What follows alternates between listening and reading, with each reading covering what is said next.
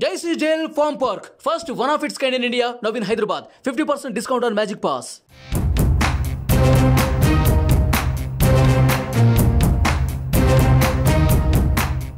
దేశవ్యాప్తంగా లోక్సభ ఎన్నికలు జరుగుతున్నాయి. అన్ని పార్టీలు ప్రచారంలో బిజీ అయిపోయాయి.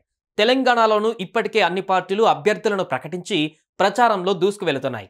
ఈ క్రమంలో తెలంగాణ పార్లమెంటు ఎన్నికలలో జనసేన పోటీ చేస్తుంది అన్న వార్త పొలిటికల్ సర్కిల్స్ లో చక్కర్లు కొడుతుంది. నిజంగానే తెలంగాణ ఎన్నికలలో జనసేన పోటీ చేస్తుందా? అందుకే సమన్వయ కమిటీని ఏర్పాటు చేశారా? లేదంటే పొత్తులో భాగంగా బీజేపీకి సపోర్ట్ ఇస్తుందా? నామినేషన్ దాఖలకు సమయం దగ్గర పడుతుండటంతో ఏం జరగబోతుందనేది ఉత్కంఠగా మారింది.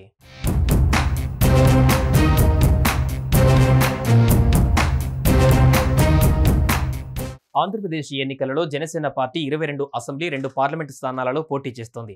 ఇప్పటికే మొత్తం అభ్యర్థులను ప్రకటించారు. గత ఎన్నికలలో ఘోర పరాజయం పాలైన జనసేన అధినేత పవన్ కళ్యాణ్ ఈసారి ఎలాంటి తప్పులు జరగకుండా జాగ్రత్తలు తీసుకుంటున్నారు. కూటమితో కలిసి ఎన్నికల సభలు, రోడ్డు షోలు, బహిరంగ సభలతో ఫుల్ జోష్లో ఉన్నారు. వైసీపీ ప్రభుత్వాన్ని పడగొట్టడమే లక్ష్యంగా దగ్గరుండి కూటమిని ఏర్పాటు చేశారు. ఈ సందర్భంగా సినిమాలకు పూర్తిగా విరామం ఇచ్చి రాజకీయాలపై ఫోకస్ పెట్టారు. అయితే ఇలాంటి క్రమంలో తెలంగాణలో జరిగే లోక్సభ ఎన్నికలలో జనసేన పోటీ చేస్తున్నట్లు ప్రచారం జరుగుతోంది.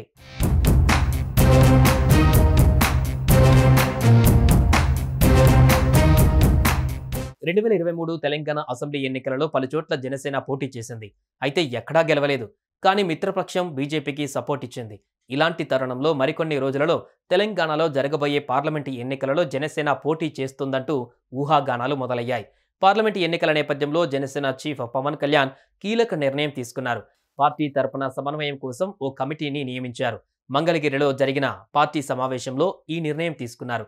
ఈ కమిటీలో 5 సభ్యులు ఉంటారు. దీనికి పార్టీ ఉపాధ్యక్షులు బొంగునూరి మహేందర్ రెడ్డి సమన్వయకర్తగా పనిచేస్తారు. శంకర్ గౌడ్, రాజాలింగం, పొన్నూరి శిరీష, ప్రేమ్ కుమార్, మూలుకుంట్ల సాగర్ ఇందులో సభ్యులుగా ఉన్నారు.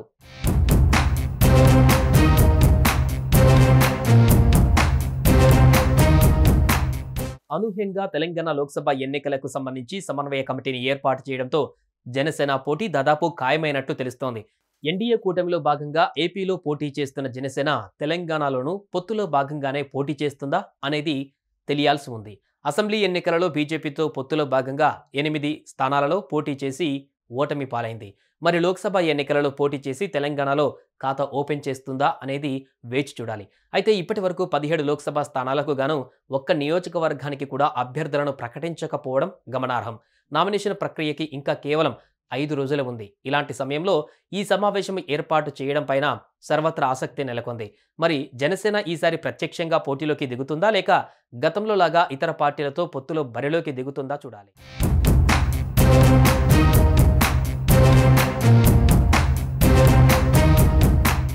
సుమన్ టీవీలో మీ పర్సనల్ అండ్ బిజినెస్ ప్రమోషన్స్ కోసం కింది నెంబర్కి కాంటాక్ట్ చేయండి.